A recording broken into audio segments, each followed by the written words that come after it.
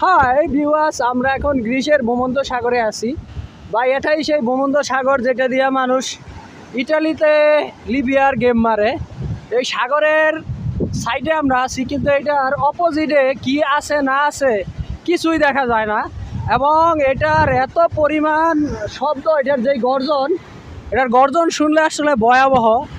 আর এটার কি বলবো, এটা নিয়ে আসলে এত কিছু বলার নাই। এটার যেই শব্দ, সমুদ্রের যেই গর্জন, এটার ভয়ের কারণে আমি এটার যে পানির স্রোত, এটার কাছে যাইতেই আমার ভয় করতেছে। সত্যি কথা বলতে এটার কাছে যাইতেই আমার ভয় করতেছে, এটার এত গর্জন এই ভূমধ্য সাগরের।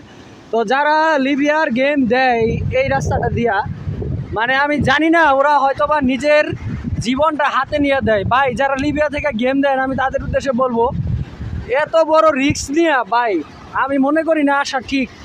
এই সাগরে আমার পা মানে ভিজাবো যে, মানে এটা আমার ভয় লাগতেছে ভাই। মানে আমার পায়ে এইসব পানিটা যদিও লাগতেছে, কিন্তু তারপরে আমার ভয় লাগতেছে যে আসলে এই সাগরের কাছে আমি আছি। এই সাগরটা খুবই ভয়াবহ একটা সাগর। যারা লিবিয়া থেকে ইটালি যান ভাই, তাদের জন্য বলতেছি ভাই, এটার এখন তো আবহাওয়া ভালো, এই অবস্থাতেই এইরকম অবস্থা যে আমার পায়ে আইসা পানিটা দোল খাইতেছে।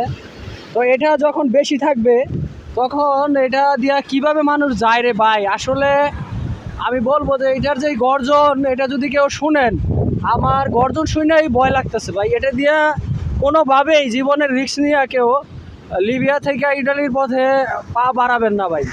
আমি মনে করি এটা আপনাদের জন্য খুবই জীবনের রিস্ক হইব ভাই। জীবনে বাঁচে থাকলে টাকা পয়সা অনেক কামাইতে পারবেন, কিন্তু এরকম গর্জনপূর্ণ একটা সাগর দিয়া কখনো আসাটা আপনাদের ঠিক হবে না ভাই। এটা বললে আমার এই ছোট্ট ভিডিওটা এখানে শেষ করলাম। সাগরের গর্জন এতটা যে পুরাই ভয়াবহ একটা ব্যাপার স্যাপার। যাই হোক, ভালো থাকবেন সবাই, সাবধানে থাকবেন।